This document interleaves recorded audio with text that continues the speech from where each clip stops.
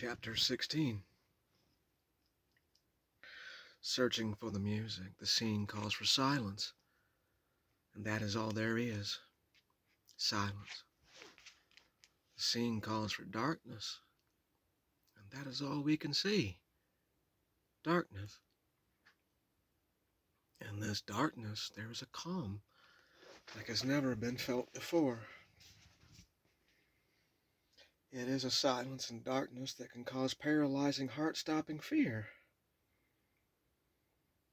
It is also a silence and darkness that can heal some of the deepest and deadliest wounds the light cannot reach. The scene is for us to understand this and accept both. If there could be words for this kind of balance, perhaps something like still the mind, quiet the heart, shh, patience. But do not linger too long on the silence and darkness, because we can hear the music return.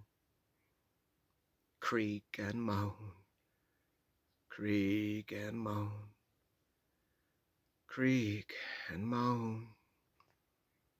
The silence is broken by a familiar song we know. And then there is Light. He sits on the porch swing staring into the distance, as he always does when he feels lost. Somewhere deep inside of him, I ate a peanut butter sandwich before this. I always get the bread stuck in my fucking teeth. Should have brushed them, but I didn't think. Somewhere deep inside of him, he is afraid of this rhythm. When he tries to focus on it, it runs away and is replaced by that fear of the unknown. Ocean, I want to write to you, to tell you how much I love you, to give you such intricate details of our world that you feel them in your dreams. And when you wake, they sing to you throughout the day. But those words are not here. And when those words are not here, I am so afraid. There is just this emptiness and loneliness where you need to be, or where you used to be. It feels like a shadow is slowly stretching across my memories, over everything in front of me. And a shadow is all I will ever be. Memory is fading, and there is no us or we. It feels like there isn't even a me anymore. The only safety I feel is when my words pour out of me and onto the canvas and pages. And without that, I feel I am nothing. There are times we are so connected that I do not know who I am. I don't know if I'm writing to you or if I am writing to myself, to comfort myself because you are not here. It is a terrifying feeling as one tries to hold on to one's sanity and the one they love, and to hopefully keep both. Swimming in a sea of lost souls, false kings, and fading romantics, I dream of you and feel the silence it inspires. So many words, so much lost music, and a vast sea of songs. With a frustrated yell, he throws the journal down and stares out at the yard. Creak and moan, creak and moan, creak and moan.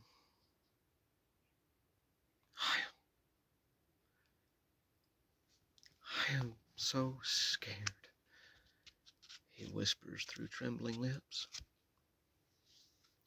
There is a movement out of the corner of his eye. Somehow I am not surprised to see you here. he says with a deep sigh,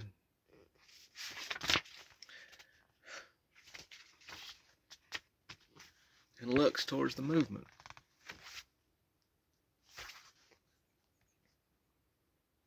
The boy sits next to him on the swing, face covered in turtle guts and blood.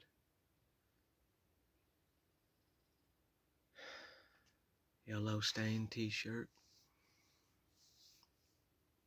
dirty black tough-skin jeans, dirty yellow stained socks and dirt brown sneakers with holes in them.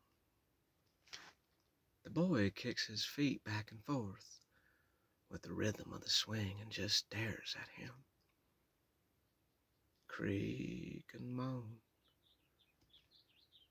creak and moan, creak and moan. Through his tears, he notices the rope burn on the boy's throat. And without realizing it, he is doing it. He rubs his own neck as well. I don't know what to do. The boy looks at him and growls. And that is a deep animal growl. He knows that growl.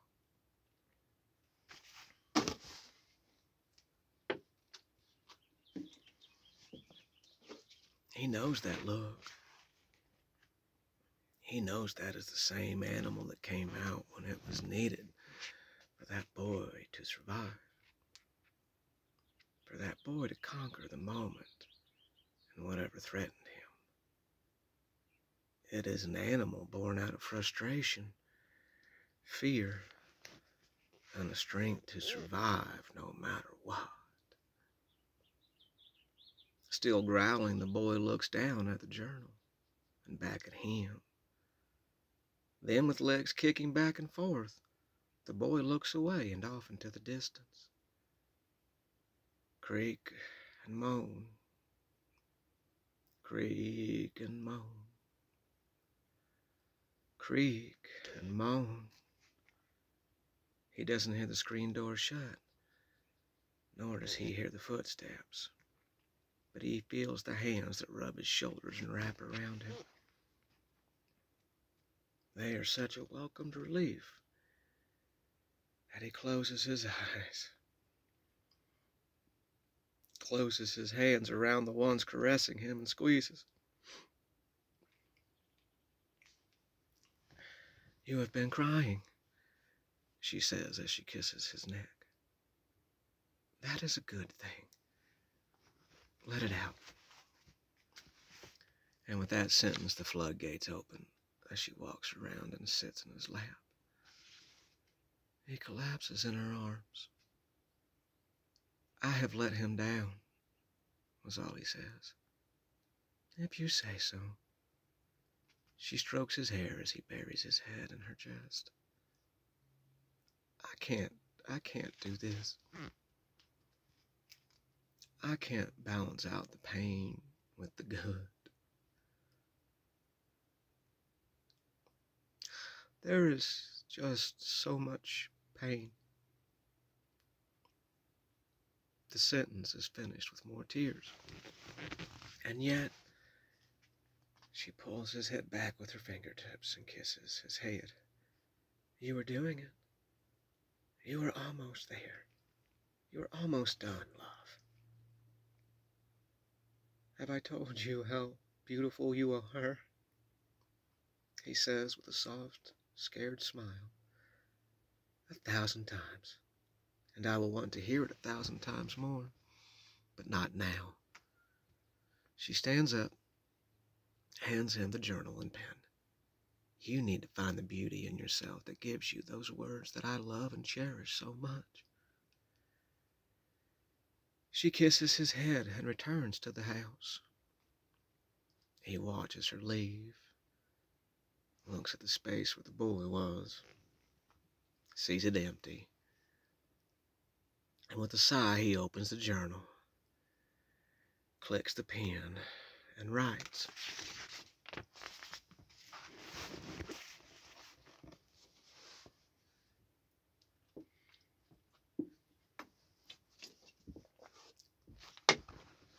not-so-controlled burn, and a life lesson.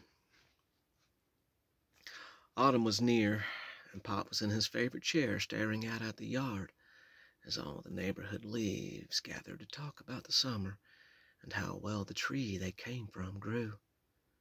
I was reading Stephen King's Salem's Lot when I heard Pop sigh. "I guess you're too old to play in the leaves, huh?" he asked. I wanted to reply that you were never too old to play in the leaves, but I knew Pop was more or less talking to himself and not really to me. Every year he would get on his mower with the pull-behind leaf rake, ride around and gather all the leaves from our yard. And if he was in a good mood, some of the neighbors' yards as well. It took almost all day, but there Pop would be, just cruising around, smoking a Raleigh cigarette and a can of Mountain Dew with a big old grin on his face. He would dump them at the end of our yard, and a pile of red, orange, and brown leaves extended for half of the block. He would I can't see.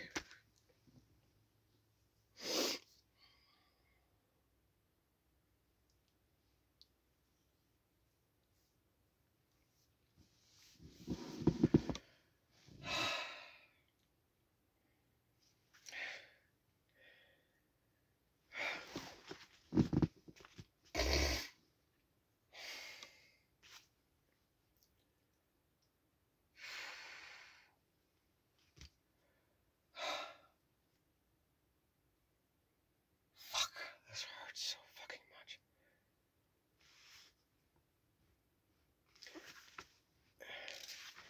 He would dump them at the end of our yard, and a pile of red, orange, and brown leaves extended for half of the block. He would prop a rake against the maple tree so when the kids jumped in them, they could rake them back into a pile. The Serpentine Giant always called to the neighborhood kids of all ages. As the autumn wind gathered, a slight chill blew through the town. You could hear the leaf pile and its serpentine whisper saying, "This is it, the last breath of freedom before winter is here." Forts were built and destroyed by laughing kids jumping in them, only to be piled up and destroyed again and again. Laughter rang loud as we let out the last breaths of summer. Another year went by. Because for us kids, that was the end of our year. Summer was over and we had to focus on school. But for several more days we could be free and jump in leaves that smelled like winter, and summer balanced on that perfect edge of life. That balance where we find that music, where we sing that perfect song. After several days of leaf mayhem and the kids grew bored, Pop would slowly walk out to the pile with his cane. Hooking the cane on his stump, he would grab his Zippo from his breast pocket and slowly bend down and light the pile. Smoke would drift through the neighborhood like a tribal signal, and kids and adults would start coming over to give a hand with the pile and catch up on events. It was a very small town, and there was always the need to catch up on events. Gossip. When you're a kid playing in a leaf pile, and the burning of them is a rite of passage. Each year you smell those leaves. You remember the previous years. You remember those summers you would not have again because you are older now. It really is something special. This was a ritual I always looked forward to and wanted Pop to know that. But before I could tell him, he got up out of his chair, trademark groan, scoot to the edge, bounce 3 times, slowly stand up with another loud groan, then shuffle the feet a little for a balance. "I'm not going to put the leaves in a pile this year, Hoss," Pop said, walking out of the room. Pop, if you're too tired, I can do it, I said, closing the book. Nah, I have an idea, was all I heard as the back door slammed, signaling his departure. Okay, let me know if you need help, I yelled and went back to reading and forgot about Pop in the yard.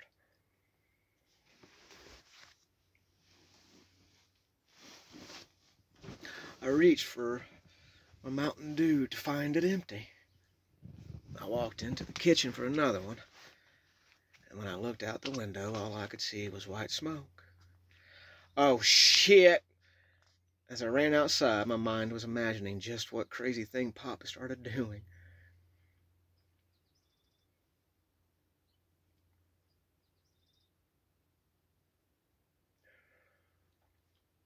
I ran around the carport to see Pop sitting behind. I ran around the carport to see Pop sitting beneath his favorite tree as the yard went up in flames in front of him. He had lit the yard on fire. Should have thought of this years ago, he said, laughing. Hell of a lot easier this way. I love the smell of burning leaves, Pop said, smiling with satisfaction as he lit another Riley. The neighborhood dogs began to howl as the fire truck turned onto our block with its siren blaring. Trademark groan.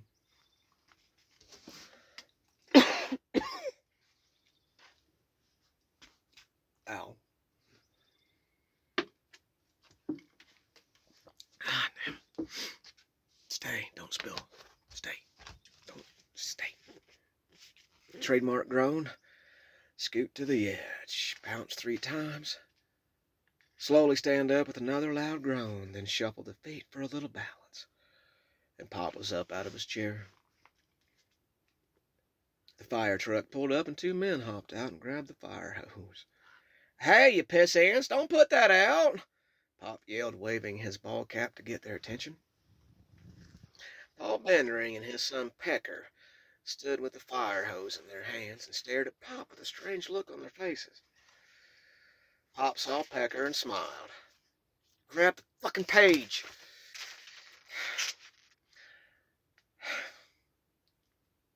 Paul Bendering and his son Pecker stood with the fire hose in their hands and stared at Pop with a strange look on their faces. Pop saw Pecker and smiled. Pecker looked at the ground, trying not to get Pop's full attention. Pecker's name was not Pecker. It was Chad. But when Chad was a kid, he had the misfortune of earning a nickname that Pop gave him, and it never went away. During a game of kickball, instead of going in the house to pee, Chad chose the bush beneath the window that Pop sat by and watched the world. That was so not a good idea. Pop poked his head out of the window, looked down at Chad peeing on the bush, and laughed. No wonder you want to hide behind a bush. If I had a pecker that small, I'd hide too. All the kids broke out in laughter as Chad zipped up and stepped away from the window. Hell, it's even too damn small to shake. You dribbled down your Levi's, Pop said, laughing. After that, every time Pop saw Chad, he would give him a wholehearted, Hey, Pecker, how's it go? Hope it's growing. And once Pop gave you a nickname, it stuck. Chad became Pecker. Carvin, did you start this fire? Paul asked, diverting Pop's attention back to the fact that there was a yard on fire behind him. Well, hell yeah! And unless you and Pecker there want to rake the rest of the yard, you let it burn. Shit fire's no danger. It'll stop at the road.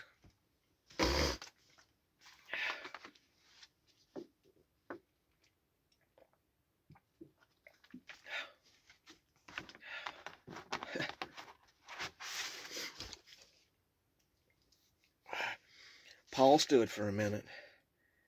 God damn it. Then, smiling, he shook his hand and started to put the hose away. Well, why didn't you call and tell us that it was a controlled burn?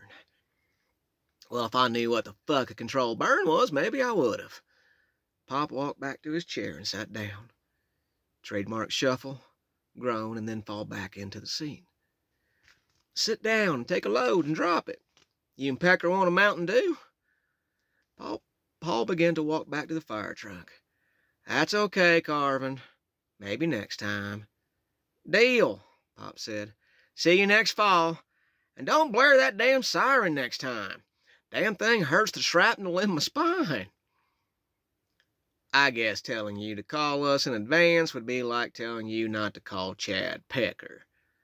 That's using that education, Pop said as he gave them a wave and went back to watching the yard burn. Okay, chapter 17's next.